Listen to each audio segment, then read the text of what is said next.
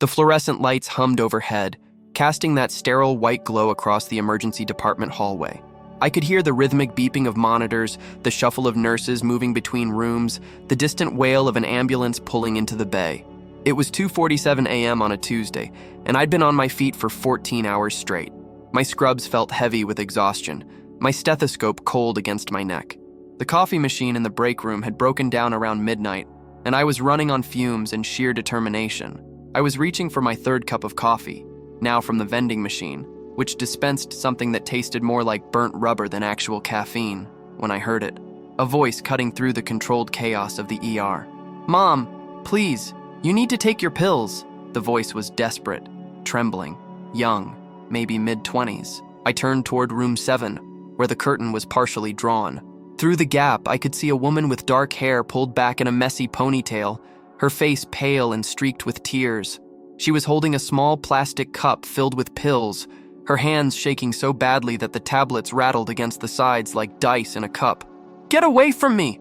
Another voice responded, older, harsh, filled with something I couldn't quite place. Fear, maybe, or anger, or both, tangled together in a way that made my chest tighten. "I don't know you. Where's my daughter? What have you done with Sarah?" I pushed through the curtain, my tired brain switching into doctor mode. The transformation was automatic now after months of residency. The way exhaustion fell away when a patient needed me. The way my mind sharpened and focused like a lens adjusting to light. The older woman was sitting upright in the hospital bed, her gray hair disheveled, strands falling across her face. Her hospital gown was twisted around her thin frame, one shoulder exposed. She was pressing herself against the headboard, as far from the younger woman as she could get, her spine rigid against the metal bars. Her breathing came in short, rapid bursts, the kind of hyperventilation I'd seen in panic attacks. The younger woman, Sarah, I assumed, turned to me with relief flooding her features like water breaking through a dam. "Doctor, thank God. She won't take her medications. She doesn't recognize me. She thinks I don't know what she thinks." I stepped closer to the bed slowly, keeping my movements visible and non-threatening, the way you'd approach a frightened animal. I'd learned that in my pediatrics rotation, how fear makes people unpredictable, how gentleness can disarm panic. I glanced at the chart hanging from the foot of the bed. The metal clipboard was cold under my fingers. "Mrs. Brennan, I'm Dr. Reyes. I'm one of the residents here at St. Halsted. Can you tell me how you're feeling right now?" The woman's eyes darted between me and Sarah, her chest rising and falling rapidly. Her pupils were dilated, fight or flight response in full effect. "Where am I? Why am I here? This person..." She pointed a trembling finger at Sarah, the nail bed slightly blue from poor circulation or anxiety. "She keeps saying she's my daughter, but Sarah is only 7 years old. Sarah has pigtails and a gap between her front teeth. Sarah wears that pink dress with the butterflies that she loves so much. This woman is lying. She's trying to trick me." My stomach tightened. I'd seen confusion in patients before. Post-operative delirium where elderly patients woke up thinking they were still in their 30s. Medication side effects that made people forget where they parked or what day it was. Even simple disorientation from being in an unfamiliar place with strange sounds and smells. But there was something different in Mrs. Brennan's voice, something absolute. She wasn't confused about where she was or why. She was confused about when she was. And that difference, that subtle but crucial distinction, changed everything. I turned to Sarah, keeping my voice low, barely above a whisper. "How long has she been like this?" Sarah's face crumpled like paper being crushed. "It started about 3 hours ago. We were at home. She was fine at dinner, completely normal.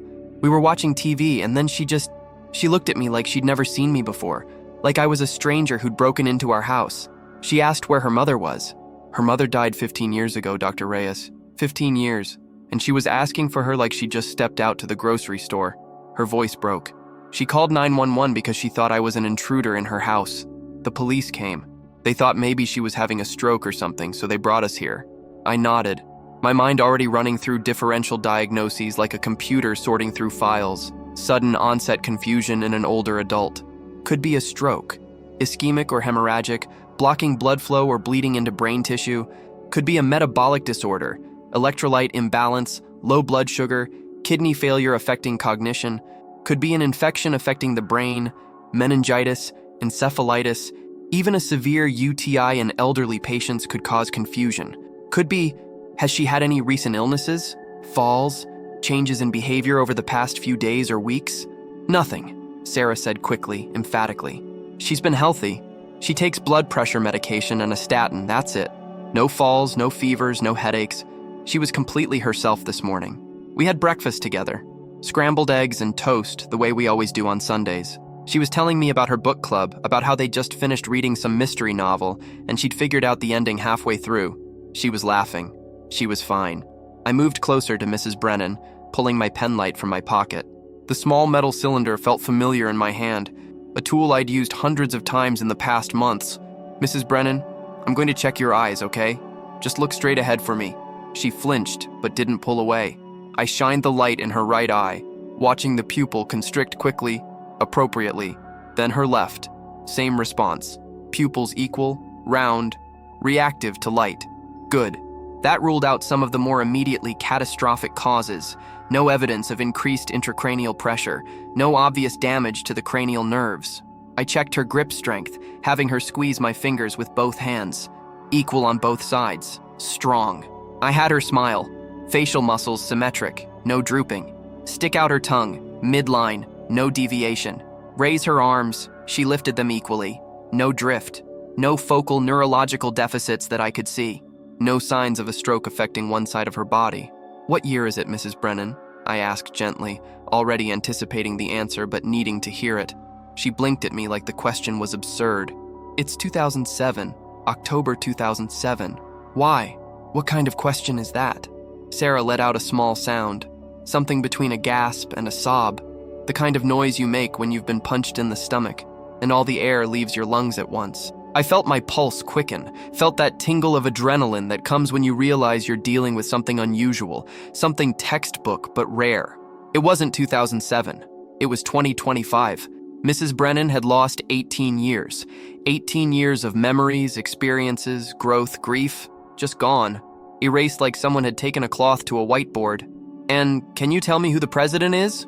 George W. Bush, she said with absolute certainty, with the confidence of someone stating an obvious fact. Then her eyes narrowed with suspicion.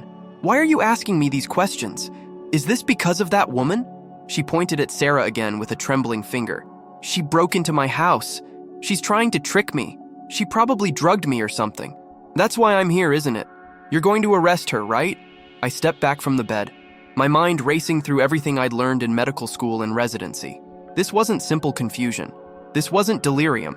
This was retrograde amnesia, but with a twist I'd only read about in textbooks, in case studies I'd highlighted and made notes on but never thought I'd actually see. She hadn't lost random memories scattered across her lifetime. She'd lost a specific chunk of time, a continuous block of 18 years. Everything after 2007 had been erased from her mind, cut away cleanly like someone had taken scissors to a film reel. I'll be right back, I told Sarah quietly, then stepped out of the room. The hallway seemed impossibly bright after the dimness of the patient room, the fluorescent lights almost painful after the softer bedside lamp.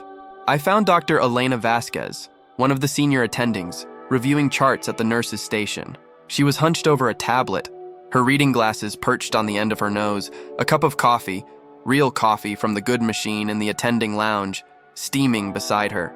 She looked up as I approached, her dark eyes sharp despite the late hour, despite the fact that she'd probably been here as long as I had. Dr. Reyes, you look like you've seen a ghost.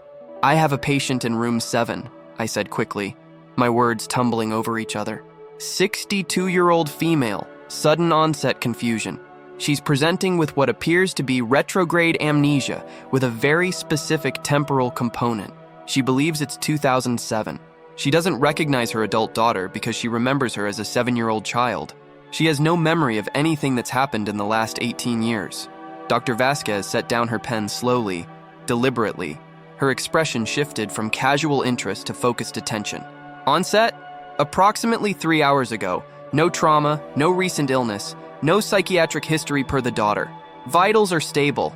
Blood pressure 138/85, heart rate 92, oxygen saturation 98% on room air.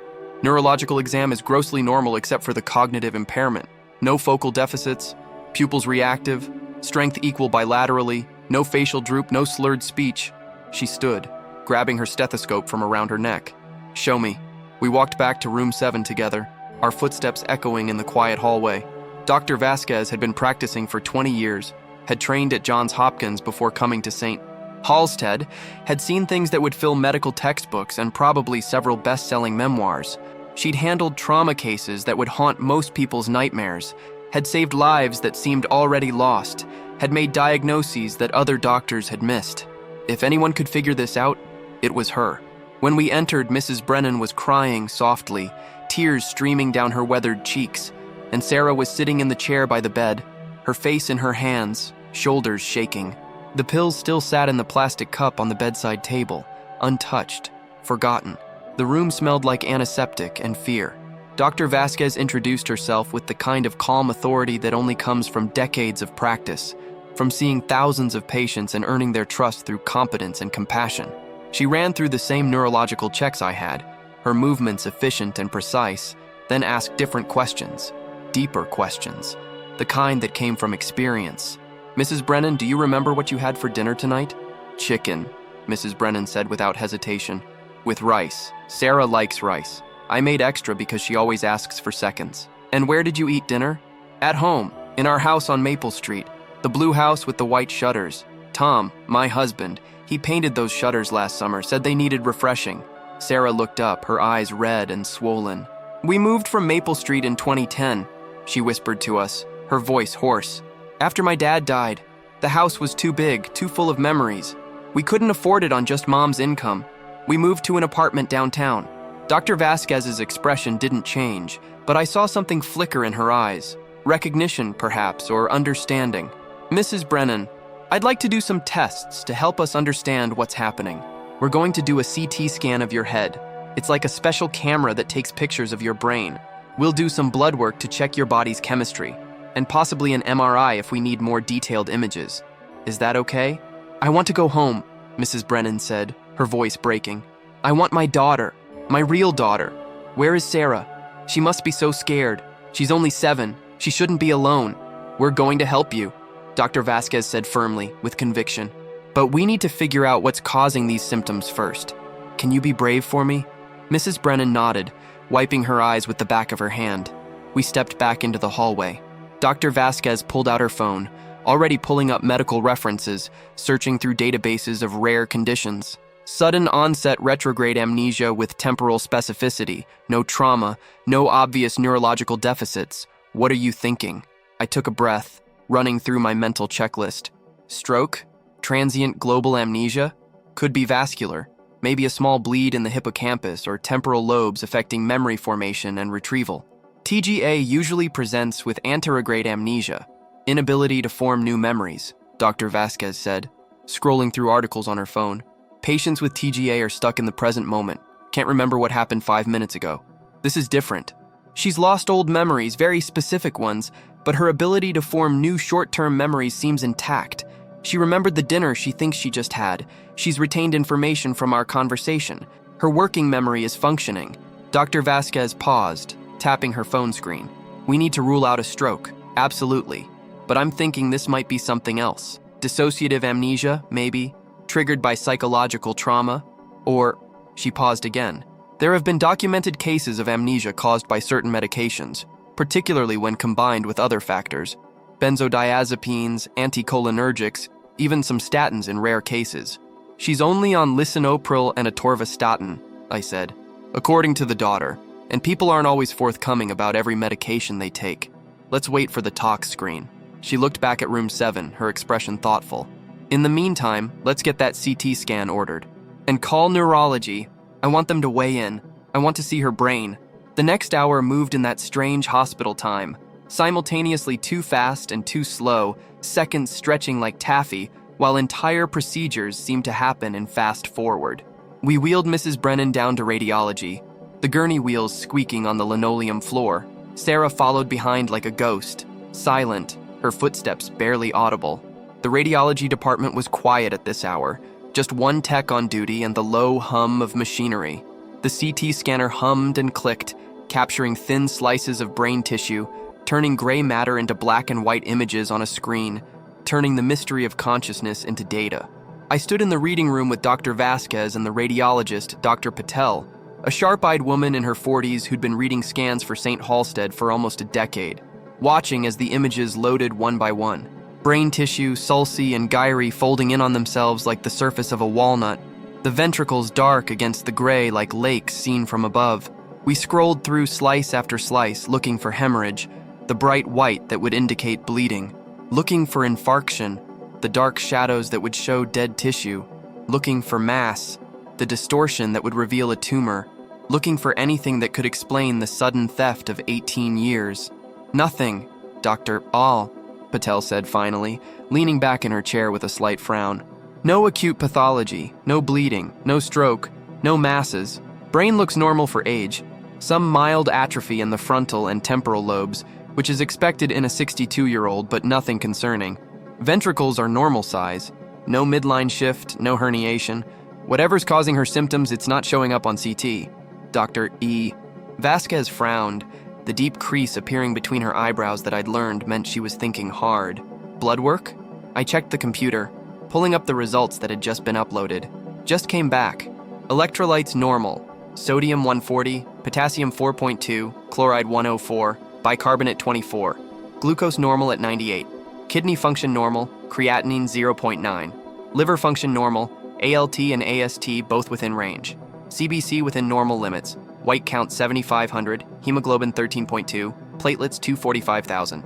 Thyroid function normal, tox screen pending, should be back within the hour. So we have a 62-year-old woman with sudden, profound retrograde amnesia and absolutely no organic cause we can find. Dr. Vasquez leaned back in her chair, steepling her fingers. Dr. Reyes, what does that tell you? I thought about it, running through the differential diagnosis tree in my mind. That either we're missing something on the imaging, something subtle that doesn't show up on CT but might appear on MRI, or this is functional, psychological rather than physiological. The brain protecting itself from something. Exactly. She stood. Let's go talk to the daughter. I want a more detailed history. Every detail, no matter how small. Sometimes the answer is hiding in plain sight. We found Sarah in the family waiting room, hunched over a paper cup of vending machine coffee that had probably gone cold half an hour ago. She looked up as we approached, hope and fear warring on her face like armies on a battlefield. Her mascara had run, leaving dark tracks down her cheeks. Her hair had fallen completely out of its ponytail. The CT scan was normal, Dr. Vasquez said, sitting down across from her in one of the uncomfortable plastic chairs. Which is good news in that there's no bleeding or stroke, no tumors, no physical injury to the brain that we can see. But it means we need to dig deeper into what might have caused this. Sarah, I need you to think very carefully. Has anything happened recently? Anything at all, even if it seems completely unrelated or trivial, that might have been stressful for your mother? Sarah wiped her eyes, leaving streaks of mascara on the back of her hand. I mean, life is stressful, right? But nothing out of the ordinary, nothing unusual. She's been really good lately, really happy. She joined a new book club about 6 months ago, started going to yoga twice a week. She's been more social than she has been in years. She even went on a few dates. Nothing serious, just coffee dates from one of those apps. She was living her life again, really living it. And your father, you mentioned he passed away? In 2010, heart attack. He was only 53. Sarah's voice wavered. He was at work, just a normal Tuesday, and he collapsed.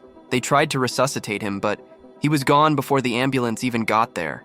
Mom was devastated, completely devastated. It took her years to recover, years to even smile again. But she had. She really had. She'd finally moved on. Dr. Vasquez leaned forward, her elbows on her knees. What about earlier today? Can you walk me through the entire day from when she woke up? Everything.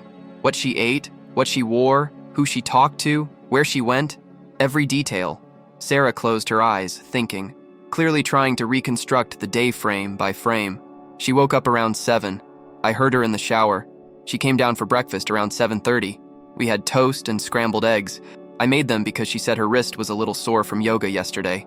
We talked about maybe going to see a movie this weekend, that new thriller that just came out. She seemed fine, normal. She was wearing her blue robe, the fuzzy one. She was happy. Sarah paused, opening her eyes.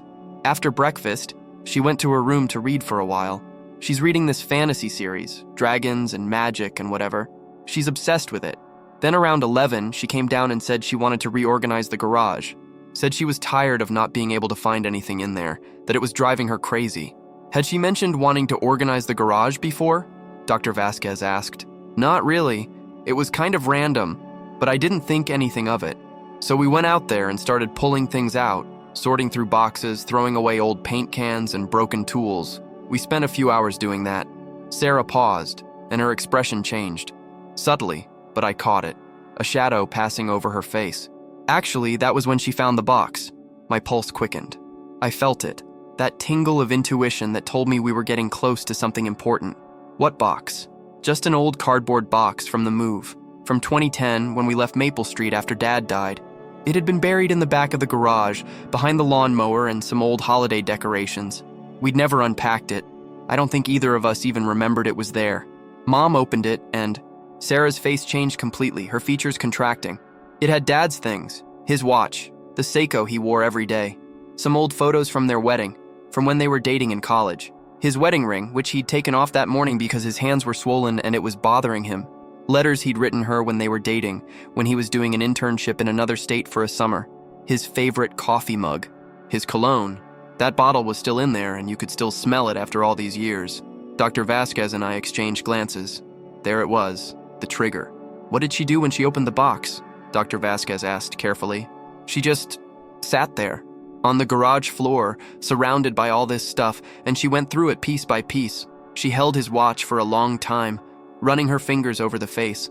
She read some of the letters, and I could see her lips moving like she was reading them aloud in her head. She cried a little, but she said she was okay. She said it was nice to remember. She said she'd forgotten how young they were when they got married, how full of dreams and plans. She said she'd forgotten how much he loved her. Sarah's voice broke. She said she missed him, but she said it was a good kind of missing, if that makes sense. Like she was grateful for the time they had rather than bitter about what was taken away. And after that, I prompted gently, we kept cleaning, put the box on a shelf where she said she'd go through it more carefully later. Had lunch, just sandwiches. She seemed fine, maybe a little quieter than usual, a little more thoughtful, but not upset, not distressed. We watched some TV in the afternoon. Then around 6, we were watching the evening news, and there was a story about, I don't even remember what it was about, something political, and she just froze. She was staring at the screen like she'd seen something impossible, like the laws of physics had just broken in front of her eyes. I asked if she was okay, and she turned to look at me with this expression. Sarah's voice broke again, like I was a stranger, like I was something terrifying. She asked where her daughter was. She wanted to know where Sarah was, what I'd done with Sarah. I told her I was Sarah, and she got angry, furious, said I was lying, said Sarah was 7 years old, said Sarah was supposed to be home from school. She grabbed her phone and locked herself in the bathroom and called 911, said there was an intruder in her house. The pieces were falling into place like a puzzle assembling itself, a traumatic memory trigger. The box from 2010, the year her husband died. The sudden confrontation with physical evidence of his death, of time passing, of everything she'd lost. Her brain had processed the grief in that moment, had looked at those artifacts, and then hours later, when something else triggered the full weight of reality, maybe something on the news that reminded her of the present day, of how much time had actually passed, her mind had simply said, no, had erected walls, had rewritten the narrative, had pushed her back to a time before the trauma occurred, a time when her husband was still alive, when her daughter was still a child, when everything was safe and intact. Dissociative amnesia, Dr. Vasquez said quietly, almost to herself. Triggered by acute psychological stress, her mind encountered something it couldn't process, the full reality of her husband's death, the weight of 15 years of grief, the passage of so much time, and it simply rewrote the narrative, pushed her back to a time before the trauma occurred, 2007. Before he died, before everything changed. Can we fix it? Sarah asked desperately, leaning forward. Can we bring her back? Can we make her remember? This isn't like flipping a switch, Dr. Vasquez said gently but honestly. Dissociative amnesia can resolve on its own, sometimes within hours, sometimes days, sometimes it takes weeks or even longer. The memories aren't gone. They're not erased or destroyed. They're just locked away, cordoned off, protected behind walls that the mind built to keep her safe. With the right support, therapy, and time, they typically return. The brain wants to be whole, but we have to be careful. Forcing confrontation with the traumatic material, trying to tear down those walls too quickly, can make things worse, can traumatize her all over again. So what do? I asked. We keep her comfortable and safe. We consult psychiatry, get them involved immediately. We create an environment where her mind can feel safe enough to let those memories back in. We support her. We support you. Dr. Vasquez looked at Sarah with deep compassion. And you need to prepare yourself for the fact that when she does remember, she's going to have to grieve your father's death all over again. In her mind right now, he's still alive. He's at work, or running errands, or wherever she thinks he is. When those 15 years come back, when that wall comes down, she'll have to lose him again. In an instant, she'll experience his death as if it just happened, as if she just got the phone call, as if the world just shattered around her for the first time. Sarah pressed her hands to her face, her whole body shaking. This is my fault. I should have stopped her from opening that box. I should have seen that she was getting emotional, that she needed space, that maybe it was too much. You couldn't have known, Dr. Vasquez said firmly with absolute conviction. The mind is protective, sometimes too protective. It builds walls that seem necessary in the moment but trap us inside. This isn't your fault and it isn't hers. It's not a choice she made. It's not weakness. It's just the brain doing what it thinks it needs to do to survive. And right now, her brain thinks she needs to forget in order to survive. We admitted Mrs. Brennan to the psychiatric unit for observation and treatment. The paperwork took another hour. Insurance verification, transfer orders, medication reconciliation, all the bureaucratic machinery of modern healthcare grinding forward, regardless of human suffering. I stayed with Sarah while everything processed, watching through the large windows as the sky outside lightened from black to deep blue to that particular shade of gray that comes just before dawn. Dawn was coming, indifferent to human suffering, indifferent to mothers who didn't recognize their daughters, indifferent to minds that broke under the weight of unbearable grief. Dr. Reyes? Sarah's voice was small, childlike. What if she never remembers? What if she's stuck in 2007 forever? What if this is permanent? I wanted to give her certainty. I wanted to promise that everything would be fine, that her mother would wake up tomorrow and recognize her, that the lost years would flood back in a rush of relief and recognition and happy tears. But I'd learned enough in my short time as a doctor, just 6 months into residency, to know that certainty was a luxury we rarely had, that medicine was full of probably and most likely and, in the majority of cases, but almost never definitely or guaranteed, that the human body and especially the human mind was capable of surprising us in both wonderful and terrible ways. The human mind is remarkably resilient, I said instead, choosing my words carefully. It builds walls to protect us, but it also knows when it's safe to tear them down. Your mother's brain is trying to protect her from pain she doesn't feel equipped to handle right now. Our job, your job, my job, the psychiatrist's job, is to create the conditions where she doesn't feel like she needs that protection anymore, where she feels safe enough to remember, where the present is gentle enough that she can face it. Sarah nodded slowly, processing. In 2007, I was 7. My dad was alive. We were all together. Our family was intact. Maybe part of her just wants to go back to when things were simple, when we were all happy, when nothing was broken yet. Maybe, I agreed softly. But happiness isn't just about absence of pain. It's not just about going back to a time before bad things happened. It's about growth, connection, resilience. The life she built after 2007, after your father died, after she grieved, after she learned to live again. It matters. It's valuable. It's real. You matter. The woman you've become matters. When she's ready, she'll remember that. She'll remember you. Not just as the 7-year-old she's looking for, but as the 25-year-old woman you are now. They transferred Mrs. Brennan upstairs around 6 a.m. I watched the transport team wheel her bed toward the elevators, Sarah walking beside her, holding her mother's hand even though Mrs. Brennan kept trying to pull away, kept flinching, kept insisting that this stranger needed to stop touching her, that she wanted her daughter, her real daughter, the 7-year-old with pigtails and a gap-toothed smile. Dr. Vasquez found me in the hallway afterward, 2 cups of coffee in her hands, real coffee from the attending lounge this time. She offered me one, and I took it gratefully, wrapping my cold hands around the warm paper cup. First time dealing with dissociative amnesia? She asked, taking a sip of her own coffee. First time seeing it happen so completely, so suddenly. We talked about it in medical school, but it was always presented as this rare, almost theoretical thing. Patient may experience memory loss related to traumatic events. They never really conveyed the totality of it, the way it just erases years like they never happened. It's rare. Most of the time, dissociative amnesia is more subtle. People block out specific traumatic events but maintain their general life narrative. They don't remember the car accident, but they remember everything else. They don't remember the assault, but they remember who they are and where they live. This kind of wholesale temporal displacement, where someone loses years of time and regresses to a specific earlier period, is very unusual. I've only seen it a handful of times in 20 years of practice. She took another sip of coffee. But I'll never forget those cases.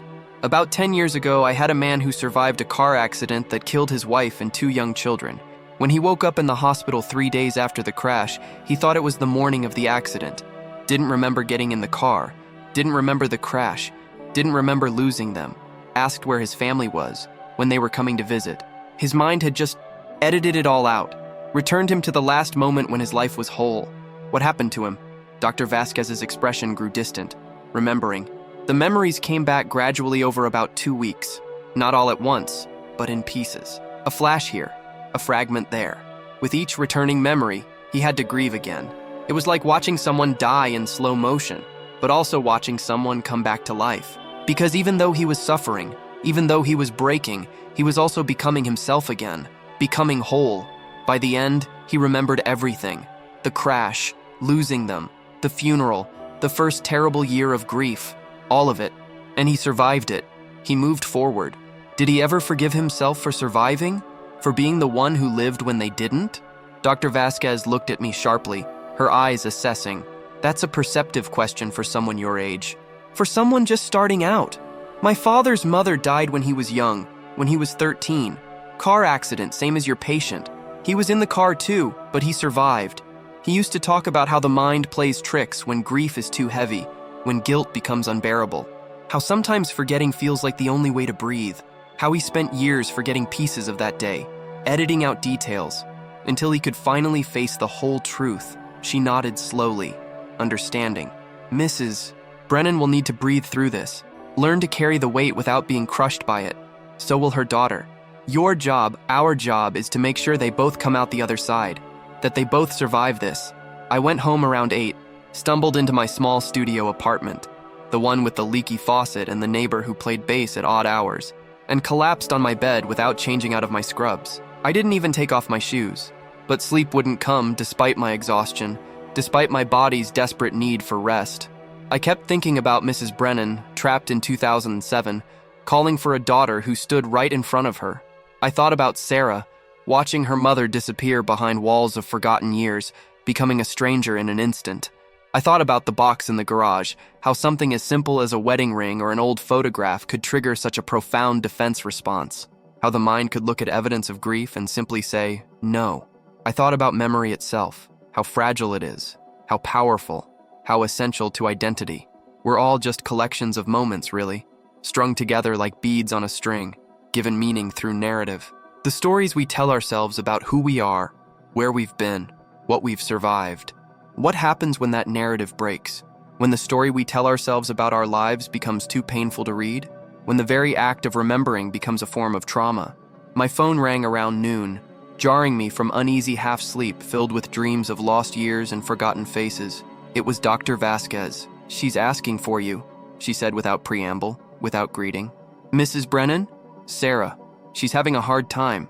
Psychiatry is working with her mother, but Sarah seems to have connected with you last night. She needs someone to talk to, and her mother's psychiatrist, Dr. Morrison, suggested she might benefit from seeing a familiar face, someone who was there at the beginning who saw what happened. I dragged myself out of bed, showered, changed into clean scrubs, and drove back to St. Halstead. The city looked different in daylight, less urgent, more ordinary. People going about their lives, getting coffee, walking dogs, heading to work, completely unaware that in a room on the 7th floor, a woman had lost 18 years and her daughter had lost her mother. I found Sarah in the family lounge on the psychiatric unit. She was sitting by the window, staring out at the parking lot below, watching cars come and go. She looked like she hadn't slept at all. Her eyes were red-rimmed, dark circles beneath them like bruises. "Hey," I said softly, not wanting to startle her. She turned. Her eyes were red-rimmed, dark circles beneath them like bruises. Dr. Reyes, thank you for coming. I know you probably just got off shift. I know you're probably exhausted. How is she? The same. They have her sedated a little, just enough to keep her calm, to prevent panic attacks. Dr. Morrison, the psychiatrist, he says her brain is in a kind of protective mode, like a computer in safe mode, running only the most essential programs. He's going to start gentle therapy tomorrow, trying to create a safe space for the memories to return. But he warned me, Sarah's voice cracked. He warned me that when they do return, it might be traumatic, that I should prepare myself, that it might be like watching someone die and be reborn at the same time. I sat down beside her. You know, in medical school, they teach us all about the brain, the anatomy, the frontal lobe, temporal lobe, hippocampus, amygdala, the physiology, neurotransmitters, action potentials, synaptic transmission, the pathology, strokes and tumors and seizures and infections. They teach us how to identify problems, how to diagnose, how to treat. But they don't really teach us about this, about how memory is more than just neurons firing. It's identity, it's love, it's time itself. It's the thread that connects who we were to who we are to who we'll become. I've been thinking about that, Sarah said quietly, her voice barely above a whisper. About time, about how we experience it. Last night I called my mom, and to her, I was a stranger, a threat. This morning, I woke up and she still doesn't know me. But in her mind, we just had breakfast together. In her mind, she just tucked me into bed last night after reading me a story about princesses or dragons or whatever 7-year-olds like. We're living in completely different worlds, occupying the same space but separated by 18 years. She's in 2007 and I'm in 2025, and there's this unbridgeable gap between us. That must be incredibly painful. It's like she died, but her body is still here. Like I'm grieving someone who's still breathing, still talking, still moving through the world. She's gone but not gone, present but absent. Sarah wiped her eyes roughly with the back of her hand. And the worst part is that when she comes back, if she comes back, she'll have to remember that Dad is gone. She'll have to experience that loss all over again. Right now, in her mind, he's alive. He's at work, or at the store, or wherever she thinks he is. Maybe she thinks he's picking up the 7-year-old version of me from school. When those 18 years come back, she'll have to lose him again, in an instant. So either way, she's in pain. Either way, she loses him. Either she lives in 2007 forever, trapped, or she comes back and has to bury him again. I didn't have an answer for that. Sometimes there aren't answers. Sometimes there's just witness, just presence, just sitting beside someone in their pain and letting them know they're not alone in it. Can I tell you something? Sarah said after a long moment of silence. Something I haven't told anyone? Not my friends, not my therapist, not even my mom when she was herself? Of course.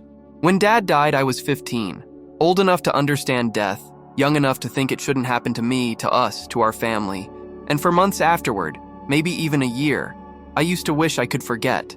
Every single morning, I would wake up, and for about 3 seconds, maybe 5 if I was lucky, everything would be normal. I'd be in my bed, in my room, and the world would be intact. Then reality would crash back in like a wave, and I'd have to remember all over again that he was gone, that he wasn't downstairs making coffee, that I'd never hear his voice again, never get another hug, never have him at my graduation or my wedding or any of the moments that mattered. It was like being hit by a truck every single day. The same truck, the same impact, the same devastation. And I used to think, if I could just forget, if I could just not know, maybe the pain would stop. Maybe I could breathe again. She looked at me, tears streaming down her face, unchecked now. And now I'm watching my mom do exactly that. She's forgotten. She doesn't know he's dead. She's living in that 3-second window where everything is still okay. And instead of being relieved for her, instead of being grateful that she doesn't have to carry that weight right now, I'm angry. I'm so fucking angry because she gets to escape and I don't. She gets to live in a world where he's still alive, and I have to live in this one, in reality, where he's been gone for 15 years and I miss him every single day. Does that make me a terrible person? It makes you human, I said firmly. Grief isn't logical. It doesn't follow rules. It's not fair. And it's okay to be angry. It's okay to wish things were different. It's okay to feel all of this, the compassion and the anger, the hope and the resentment, the love and the exhaustion. You can hold all of those things at once. I miss her. Sarah whispered, her voice breaking completely. I miss my mom, the mom who knows me, who remembers raising me, remembers being proud of me when I graduated college, remembers helping me move into my first apartment, remembers all the hard conversations we had about dad and grief and learning to live with loss. I want her back. I want the mom who survived losing the love of her life and built a new life anyway. That's the mom I need right now, and she's gone, and I'm left with this stranger who looks like her but isn't her. I know. We sat there for a while, watching the cars come and go in the parking lot below. Life continuing its relentless forward motion, indifferent to the small tragedies unfolding in hospital rooms. Around 3 p.m., Dr. Morrison, the psychiatrist, found us. He was in his 50s, with kind eyes behind wire-rimmed glasses, and gray hair that was slightly too long, giving him a professorial air. He sat down across from us, his movements gentle and deliberate. Sarah, I'd like to talk to you about the treatment plan going forward. Sarah straightened, wiping her face with a tissue I'd grabbed from the box on the side table.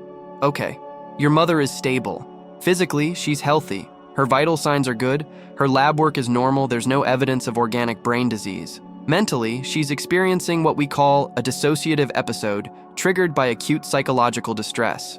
The good news is that this type of amnesia is typically temporary.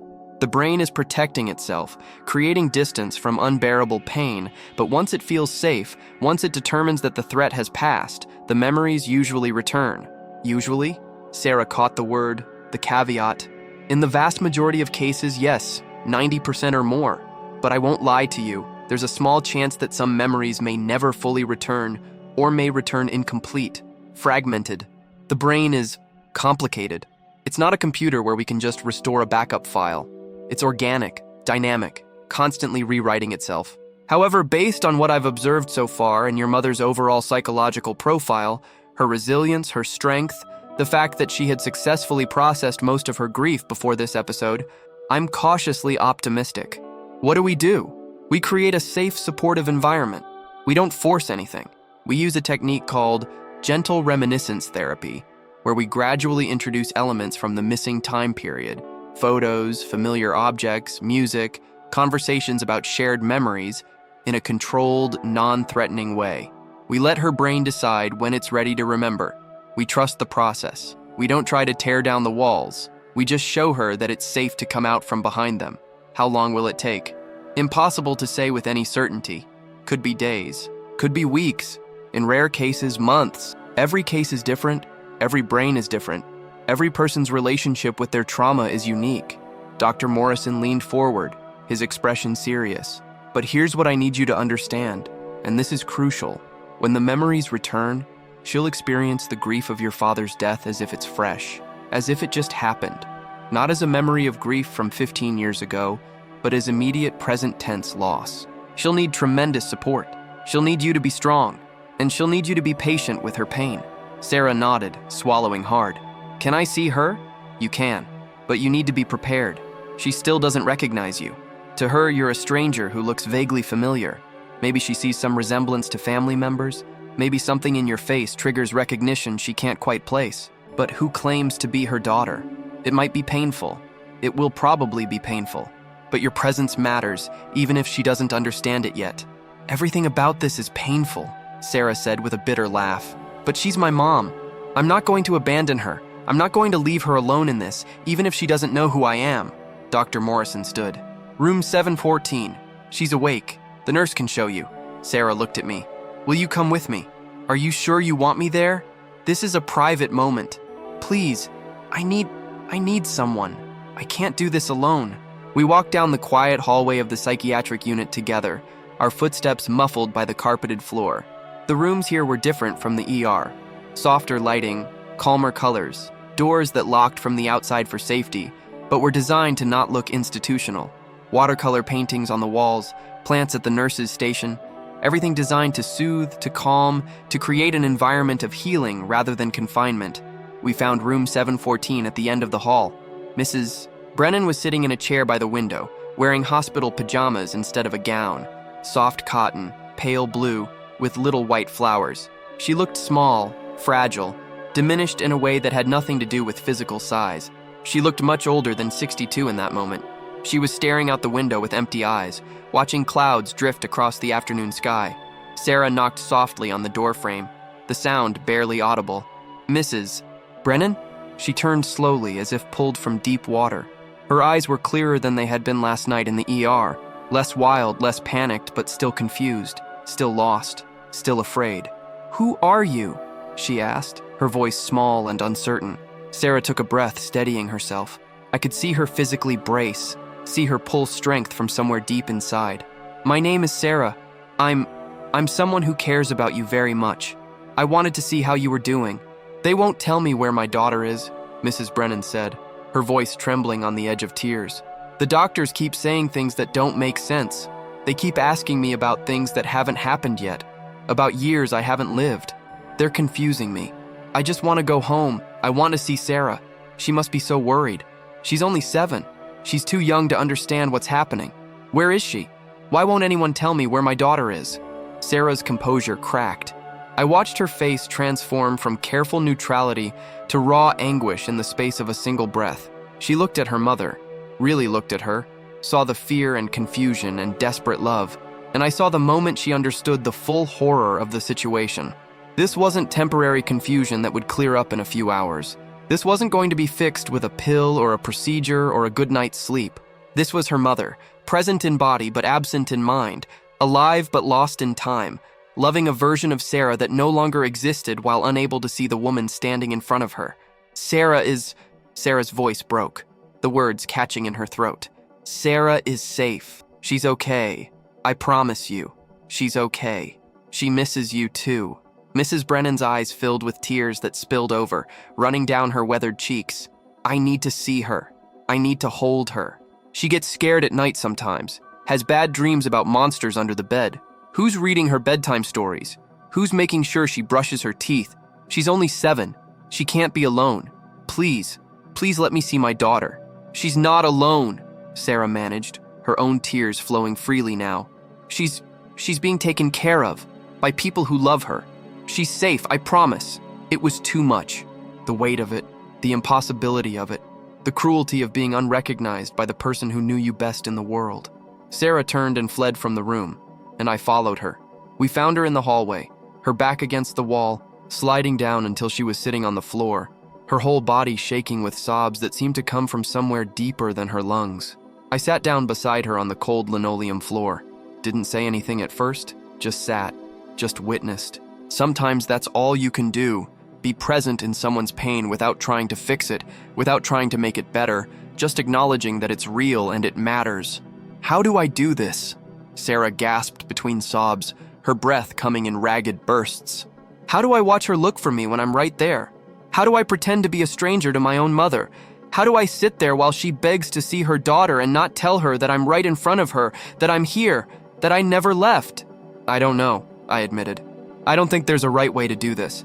I don't think there's a manual or a protocol or a set of instructions that make it bearable. In her mind, I'm 7 right now. I'm at home or at school, or playing with friends, completely unaware that my mother is in a hospital, lost and confused and desperate to get back to me. And she can't get to me. She must be so scared. She must think she's failing me, that she's abandoned me, that something terrible is happening and she can't protect me. That's what she's feeling right now, the terror of a mother separated from her child. But you're not 7, I said gently. You're 25. You're safe. You're capable. You don't need her to tuck you in or read you stories or check for monsters. You're okay. But she doesn't know that. In her mind, her 7-year-old daughter needs her, and she can't get to her. That's torture. That's her worst nightmare playing out, and I can't fix it. I can't tell her without breaking her even more. She's not failing you, I said. Her brain is protecting her the only way it knows how. That's not failure. That's not weakness. That's survival. That's the mind doing what it has to do to keep functioning. But I'm here. I'm right here. And she can't see me. I'm invisible to my own mother. She will see you, I said, with more certainty than I felt. When she's ready, when her mind feels safe enough, she'll see you. Not as a stranger, not as a threat, as her daughter, as the person you've become. We sat there for a long time in that quiet hallway, while around us the psychiatric unit continued its careful, measured rhythm. Medication rounds conducted in hushed tones, therapy sessions behind closed doors, meals delivered on trays, the machinery of healing grinding forward, patient and persistent. Eventually, Sarah stood, using the wall for support.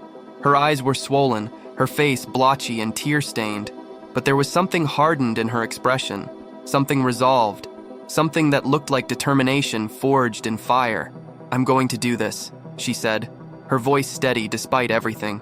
"However long it takes, however hard it gets. I'm going to be here. I'm going to show up every day. Even if she doesn't know me, even if she can't see me, I'm going to be here." "You don't have to do it alone," I said. "You have support. Dr. Morrison, the staff here, me, if you need someone to talk to. I know, but I'm going to do it anyway, because that's what she would do for me. If our positions were reversed, if I was the one who was lost, she would never give up. She would sit beside my bed every single day until I came back. That's what mothers do, so that's what daughters do too." Over the next 3 days, I checked in on Mrs. Brennan and Sarah between my shifts in the ER. Whenever I had a spare moment, between patients, during my lunch breaks, before heading home, I'd take the elevator to the 7th floor. Dr. Morrison had started the gentle reminiscence therapy, showing Mrs. Brennan photos from after 2007, playing music that had been popular in the missing years, talking carefully about events she couldn't remember, introducing her slowly to the reality of time's passage. She resisted at first, violently, insisted the photos were fake, photoshopped, elaborate tricks designed to confuse her, insisted that the woman claiming to be her adult daughter was an imposter, maybe hired by someone, maybe delusional herself. She got agitated, her heart rate spiking, requiring medication to calm her down. But gradually, so gradually it was almost imperceptible, cracks appeared in the wall, small fissures of doubt, questions that suggested her certainty was wavering. On the second day, I found Sarah in the family lounge again, in the same chair by the window. She looked exhausted but slightly less haunted, as if she'd found some kind of equilibrium with the situation. "She asked about me today," Sarah said without preamble when I sat down. "The 7-year-old me. She wanted to know if I was doing okay, if I was eating properly, if someone was making sure I did my homework, if I was scared without her. Dr. Morrison told her I was fine, that I was safe and being cared for, and she cried with relief, just sobbed." Sarah's laugh was bitter, edged with pain. "She's so worried about a version of me that doesn't exist anymore, that hasn't existed for 18 years. She's grieving my childhood self, missing that little girl. Meanwhile, the actual me, the real current me, is sitting right here, and she doesn't even know. She's mourning someone who grew up while refusing to see who I became. The 7-year-old you did exist, though," I said carefully. "She's not wrong to worry about her. That little girl was real. She needed her mom, and her mom showed up for her every single day.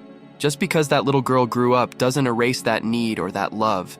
It doesn't make it less real." Sarah looked at me, really looked at me, and I saw something shift in her expression. "You're very wise for someone so young, for someone who can't be more than, 27? 27, I confirmed. "And I'm not wise. I'm just paying attention, trying to understand. Trying to learn from every patient, every family, every situation. That's all residency is, really, learning to pay attention to what matters. That's more than most people do. Most people just move through life without really seeing. You see things." On the 3rd day, something changed. I was in the middle of my shift in the ER. We were slammed, every bed full, the waiting room overflowing, when my phone buzzed with a text from Dr. Morrison. "She's remembering. Breakthrough happening. Come when you can." I finished with my current patient, a teenager with a simple laceration that needed stitches, straightforward and routine, scrubbed out, told the charge nurse I was taking my break, and took the elevator to the 7th floor. My heart was pounding. This was it, the moment we'd been waiting for. I found Dr. Morrison outside room 714, making notes on his tablet, his expression a mixture of concentration and cautious optimism. "What happened?" I asked, slightly out of breath from hurrying. "We were doing a session with photos. Sarah brought in an album from around 2012, a few years after her father's death. Family photos, casual snapshots, Sarah's high school graduation, a vacation they took to the mountains, holidays, birthdays, ordinary life. There was one picture in particular, them at Sarah's high school graduation. Sarah in her cap and gown, Mrs. Brennan beside her beaming with pride. Mrs. Brennan looked at it for a long time, longer than she'd looked at any of the other photos we've shown her. Just stared at it, studying every detail. Then she asked very quietly, "Why is Sarah so old in this picture?" I told her that time had passed, that Sarah had grown up, that this was her daughter at 18, and something in her face just shifted, like a door opening, like light breaking through clouds. She said, "That's not possible. Sarah was just 7. She was just in 2nd grade. How can she be graduating high school? That's 11 years. How did 11 years pass? Did she remember? Not yet. Not fully. But the wall is cracking. She's starting to question the reality she's constructed, starting to see the inconsistencies. That's the first step. Once doubt enters, once she begins to wonder if maybe her version of events isn't the whole truth, the memories can start seeping back in. It's like a dam starting to fail. First a trickle, then more, then everything at once. Where's Sarah? With her. Mrs. Brennan asked for the woman who'd been visiting. She couldn't explain why, couldn't articulate the reason, but she said she felt like she needed her there. Some instinct, some deep recognition that her conscious mind hasn't caught up to yet. I went to the door, knocked softly, entered carefully. Sarah was sitting beside her mother's bed, holding her hand. Mrs. Brennan was staring at their joined hands with a puzzled, almost frightened expression, like she was seeing something impossible. "Your hands are so old," Mrs. Brennan said softly, her voice full of wonder and confusion. "Why are your hands so old? You're young. You look young. But your hands, they're the hands of someone older, like my mother's hands were." "Because I'm not young," Sarah said carefully, choosing each word like stepping across stones in a stream. "I'm 25. I'm not 7 anymore. That's not possible. Time doesn't just jump forward like that. It doesn't jump, it passes, day by day, year by year. It's been 18 years. Mrs. Brennan looked up at Sarah's face, really looked at her for what felt like the first time since this had all started. Her eyes moved over Sarah's features, the shape of her nose, the color of her eyes, the curve of her cheekbones. "You have my mother's eyes," she whispered, her voice trembling. "My mother died before Sarah was born. Before my Sarah was born. How do you have her eyes? How do you have my grandmother's chin? How do you look like family?"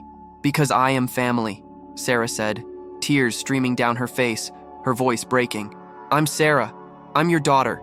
I'm Sarah, and I'm 25 years old, and you're my mom, and I love you, and I've been right here the whole time." "No," Mrs. Brennan said, but there was less certainty in her voice now, less conviction. The wall was crumbling. "No, Sarah is 7. Sarah has pigtails. Sarah lost her front tooth at school last month and was so proud, kept grinning at everyone to show off the gap. Sarah loves macaroni and cheese and hates green beans and wants to be a veterinarian when she grows up." "Sarah still hates green beans," Sarah interrupted gently, a small smile breaking through her tears. "Still loves macaroni and cheese. You make it for me when I've had a bad day. Still has a scar on her knee from when she fell off her bike learning to ride without training wheels. Remember? I was 6, and Dad was running beside me holding the seat, and he let go, and I was so excited that I was riding by myself that I wasn't paying attention and I hit the curb, needed 3 stitches. That's all still true. I'm still her. I'm still that little girl. I just grew up." "You can't be," Mrs. Brennan said, but her voice was breaking now, tears starting to flow. "Because if you're grown up, that means time passed. That means years went by. That means..." She stopped. The color drained from her face. Her breathing quickened. I could almost see it happening. See the wall cracking wider. See the memories starting to flood back through the gaps. "Mom," Sarah said urgently, leaning forward. "Mom, look at me. You're okay. You're safe. I'm here."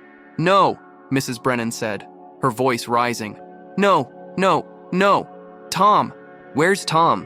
If time passed, if it's really been 18 years, where's Tom? He should be... Where is he?" The memories were coming back. I could see it happening in real time, like watching ice crack under pressure. Small fissures at first, then larger breaks, then the whole structure beginning to shatter and collapse.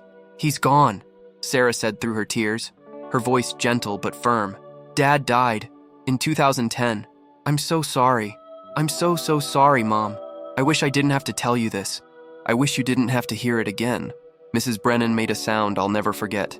A keening wail of grief so profound, so utterly devastating, that it seemed to come from somewhere deeper than her lungs, deeper than her chest, from some primal place where loss lives. She remembered. All at once, 15 years of carefully suppressed memory came flooding back like a dam breaking. Her husband's death, the phone call, the funeral, the first terrible year of grief, the slow, painful rebuilding of her life. Sarah growing up without her father, time passing, all of it crashing into her consciousness in a single devastating moment. She collapsed forward, and Sarah caught her, held her, rocked her like Sarah was the parent and Mrs. Brennan was the child. "I'm here," Sarah kept saying, her voice steady despite her own tears. "I'm here, Mom. I've got you. I'm not going anywhere. I'm right here." Dr. Morrison and I stepped back into the hallway, giving them space, giving them privacy for this most intimate moment of breaking and healing. This was sacred. This was a woman dying and being reborn in the same breath. This was grief delayed but not denied, pain postponed but not prevented. We stood in the hallway while inside the room, Mrs. Brennan wept for the husband she'd lost 15 years ago and lost again today.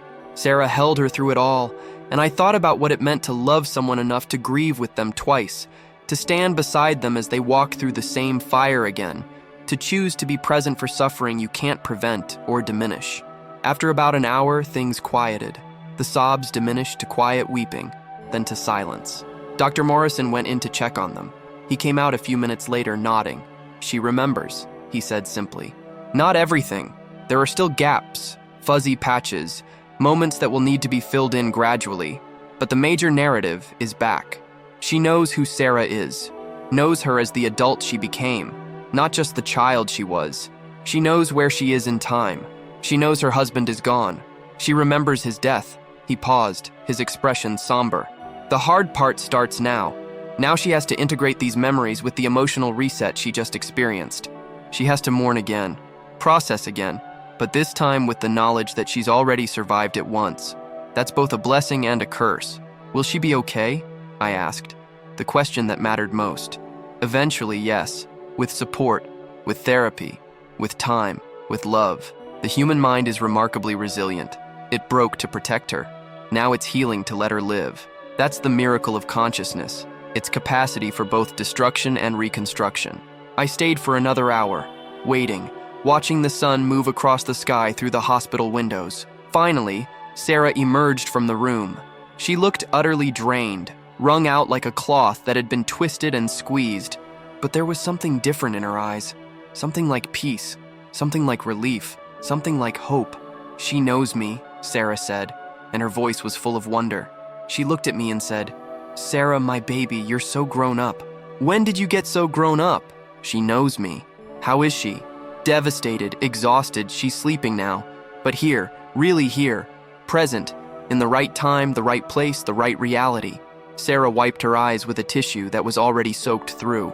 She apologized. Can you believe that? She apologized to me for forgetting, like it was something she chose to do, like it was a moral failing.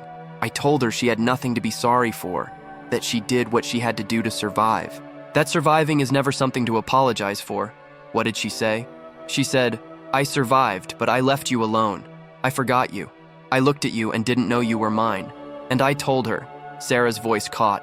I told her that I was never alone, that even when she didn't know me, I knew her. And that was enough.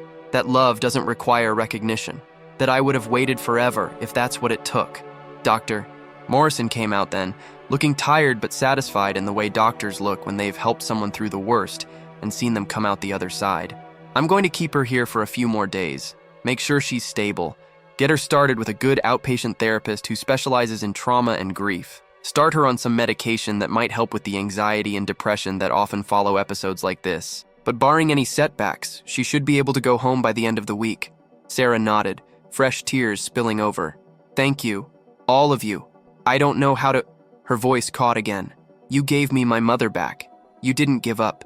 You believed she could heal. Your mother gave herself back." Dr. Morrison corrected gently. "We just created the space for it to happen. The work was hers. The courage was hers. The healing was always hers to do." Over the next few days, I watched Mrs. Brennan slowly reintegrate into herself, slowly become whole again. She had good hours and bad hours. There were moments when the weight of remembering seemed too much, when she'd retreat into silence, lost in grief, staring at nothing. But there were other moments too. Moments when she'd laugh at something Sarah said, when she'd ask about people she hadn't thought about in days, when she'd marvel at how tall Sarah had grown, how beautiful, how strong. On the 5th day, Sarah brought in the box from the garage, the one that had started everything. Mrs. Brennan sat on her hospital bed, Sarah beside her, and they went through it piece by piece. The watch, the photos, the wedding ring, the letters. But this time, Mrs. Brennan didn't break. This time she cried, but she also smiled. This time, she let herself remember. "I've been running from this for 15 years, she said, holding up a photo of her husband. Young, smiling, full of life. I thought I'd processed it. I thought I'd moved on, done the work, healed. But some part of me was still stuck in that moment, right before I got the phone call, right before everything changed, right before the world became a place where he didn't exist. Opening that box forced me to confront the reality that time had passed, that he was really gone, that I couldn't go back no matter how much I wanted to. And my brain said, no, we're not doing this, and just erased it all. Gave me back a world where he was still alive. But you're doing it now, Sarah said softly. You're facing it now. I am, and it hurts. God, it hurts. It hurts like it happened yesterday. But I'm here. I'm present. I'm not hiding anymore. I'm not running. I'm standing in the truth, even though the truth is painful. On the day of her discharge, I stopped by to say goodbye. Mrs. Brennan was dressed in her own clothes, comfortable jeans and a soft blue sweater that brought out her eyes. She looked more like herself than she had since I'd met her. More solid, more real. Sarah was packing up the last of her things, the flowers that had been delivered, the books Sarah had brought to read during the long hours of waiting, the photos from the box. Dr. Reyes, Mrs. Brennan said when she saw me, her face breaking into a warm smile. Thank you for everything, for being there for Sarah when I couldn't be, for not giving up. I didn't do much, I said honestly. This was all you. You were there. When Sarah needed someone, when she was falling apart, you were there. That's not nothing, that's everything. Sarah came over, gave me a hug that surprised me with its fierceness, its gratitude. Thank you, she whispered against my shoulder, for sitting with me, for listening, for not leaving, for reminding me that I wasn't alone. You're very brave, I told her, pulling back to look at her face. Both of you are. You survived something that should have broken you, and instead you're here, together, whole. Mrs. Brennan smiled. A real smile, warm and present and full of hard-won peace. Brave is just another word for terrified, but doing it anyway, for showing up even when every fiber of your being wants to run. They left that afternoon. I watched them walk down the hallway together, Sarah's arm around her mother's shoulders, Mrs. Brennan leaning into her daughter, drawing strength from her. A family reintegrating, relearning each other, figuring out how to move forward from this moment that had broken them and remade them. Dr. Vasquez found me at the nurses' station later that evening, reviewing charts, preparing for another long shift. She set down a cup of coffee beside me. Good coffee, from the attending lounge. That was a hell of a case, she said, sitting down beside me. It was. I've never seen anything like it. You did good work, Dr. Reyes. You noticed the right things, asked the right questions, provided the right support. You were there when they needed someone. That's what good doctoring looks like. I couldn't stop thinking about what it would be like. To lose someone and then lose the memory of losing them. To have grief erased, only to have it come back all at once. To have to die twice. Once when it actually happened. Once when you finally remember it happened. The mind does what it can to protect us, Dr. Vasquez said, her voice thoughtful. Sometimes that protection looks like forgetting. Sometimes it looks like remembering. The trick is knowing when to do which. Knowing when we need distance and when we need to face the truth. How do you know? How do you know which is right? You don't. Not consciously. But you have to trust that some part of you, some deep, ancient part that's been protecting humans since we climbed down from the trees, knows what you need to survive. And then you have to be brave enough to let it work. Brave enough to forget when forgetting is necessary. Brave enough to remember when it's time to face the truth. I thought about that for a long time after she left. About the ways we protect ourselves, the walls we build, the memories we bury. About how sometimes love looks like forgetting, and sometimes it looks like remembering, and sometimes it looks like simply standing beside someone while they do the impossible work of being human. 3 weeks later, I got a letter in the mail. The envelope was addressed to me at St. Halsted, forwarded to my apartment. The handwriting was neat, feminine. It was from Sarah. Dr. Reyes, I wanted to let you know that Mom is doing well. Better than well, actually. She started therapy twice a week, and she's really processing everything that happened. Not just the recent episode, but Dad's death all over again. The grief she'd been carrying without fully acknowledging it. There are still hard days, Days when the weight of everything feels too heavy, when she cries for Dad like it just happened, when the loss feels fresh and unbearable. But there are good days too. More good days than bad now. Days when she laughs. Days when she tells me stories I've never heard before about her childhood, about meeting Dad, about when I was little and did something hilarious that she'd forgotten. The other day, she told me something I thought you'd want to know. She said that during those 3 days when she didn't recognize me, when she was lost in 2007, she kept having this feeling, like there was someone important just out of reach, like there was love nearby that she couldn't quite touch, couldn't quite see, but could feel. She said it was terrifying and comforting at the same time. Terrifying because she didn't understand it. Comforting because she knew somehow that she wasn't completely alone. I realized that's what love is sometimes. Being there even when someone can't see you. Holding on even when they don't remember your name. Staying even when the connection feels severed, broken, impossible. Love as presence. Love as witness. Love as the refusal to abandon someone in their darkness. You did that for me when I needed it most. When my mother couldn't see me, you saw me. When I was invisible to her, you made sure I wasn't invisible to everyone. You stayed. You held space.